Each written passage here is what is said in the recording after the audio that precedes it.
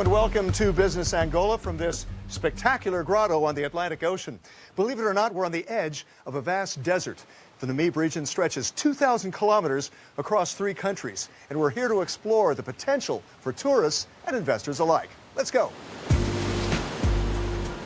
Above the grotto is an ecotourism lodge called Praia do Soba, meaning Beach of the Chief, with jaw-dropping views of sandstone cliffs carved by nature, and individual huts beautifully decorated, with plans to build more by a family that decided to invest here.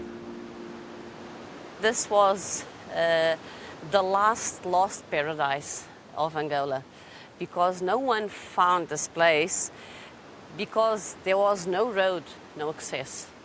And my crocodile Dundee, my father, the Angolan crocodile Dundee, arrived here, he made a road, and he found this amazing place. And he rolled his truck. Yes, the Jeep. It came all down. It was so steep. Yes. Now, and you plan on expanding, investing here. What do you plan to do?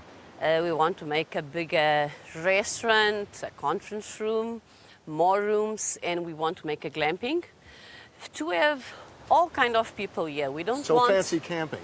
Right? It's a glamping. Yeah. It's the new fancy name. Hard to leave, but look what's next. We hit the desert dunes driving along the corridor of the tides and see why the Namibe region means vast place in the local language. This desert runs all the way from Yona National Park in Angola through Namibia to South Africa's Kalahari Desert, more than 80,000 square kilometers.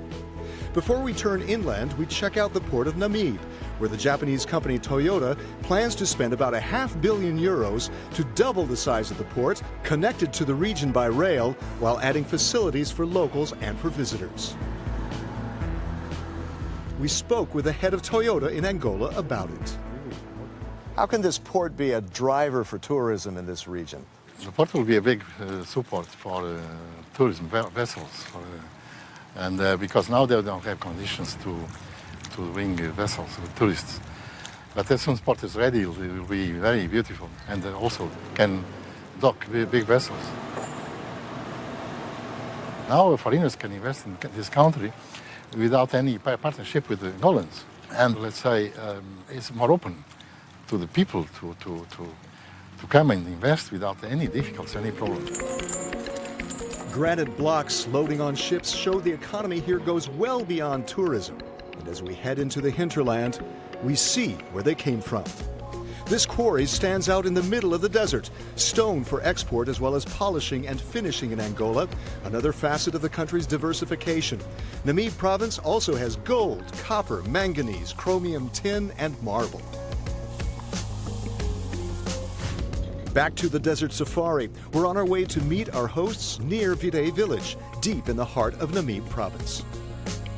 There we find our well-appointed camp, pitched and ready. It's real glamping.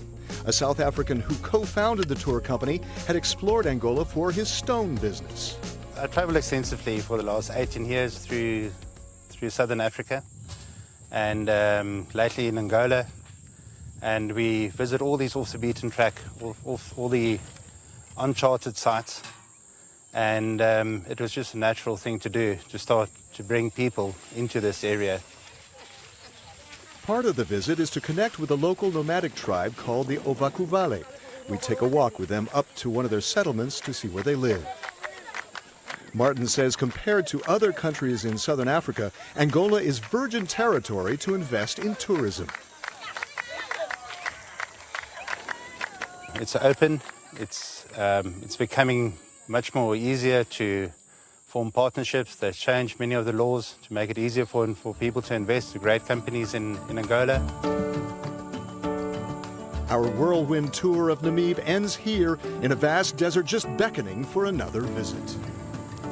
So from a grotto on the Atlantic to glamping here in the middle of the Namibe, it's been an amazing trip for Business Angola. From all of us here on the Euronews team, we say obrigado, thanks for watching, and see you next time.